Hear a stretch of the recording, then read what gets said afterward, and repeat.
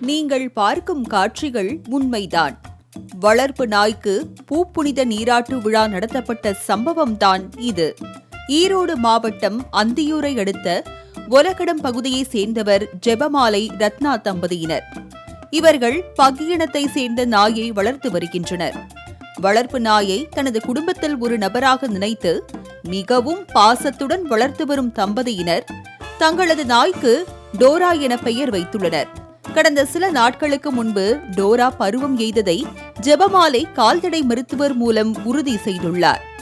இதனால் மிகுந்த மகிழ்ச்சி அடைந்த அவர் ஏதோ தனது மகளுக்கு பூப்புனித நீராட்டு விழா நடத்துவதைப் போல் செல்லப்பிராணியான டோராவுக்கு பூப்புனித நீராட்டு விழா நடத்தியுள்ளார்.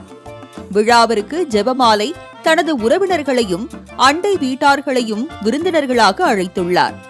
விழாவின் போது ஜெபமாலை ரத்னா தம்பதியினர் தங்களது செல்லப்பிராணி டோராவுக்கு மாலையும் நெக்லஸும் அணிவித்து அழகு பார்த்தனர். சீர்வரிசைகளுடன் பூப்புனித நீராட்டு விழாவில் கலந்து கொண்டவர்கள் மேலும் ஒரு படி சென்று டோராவுக்கு மஞ்சள் சந்தனத்தால் நலங்கு வைத்தனர். பின்னர் நிகழ்ச்சியில் பங்கேற்றவர்கள் மொய் வைத்து விருந்தில் கலந்து கொண்டனர். உரிமையாளர்களின் பாசத்தால் நிகழ்ந்து போன வளர்ப்பு நாய் டோரா தனது நாவினால் ஜெபமாலை ரத்னா தம்பதியினரை வருடியது.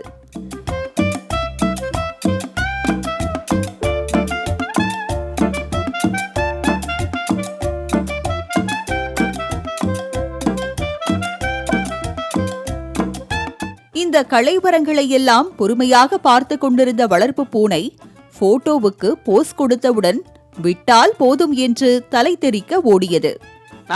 ஒரு அளவுக்கு தான் ப்ரோ, எல்லாமே சும்மாலாம் நோண்ட கூடாது ப்ரோ. இவன் வேற என்னை ரொம்ப டார்ச்சர் பண்றான்டா. செல்லப்பிராணி டோராவின் பூப்புனித நீராட்டு விழாவின் வீடியோவை அதன் உரிமையாளர் சமூக வலைதளங்களில் பகிர்ந்துள்ளார்.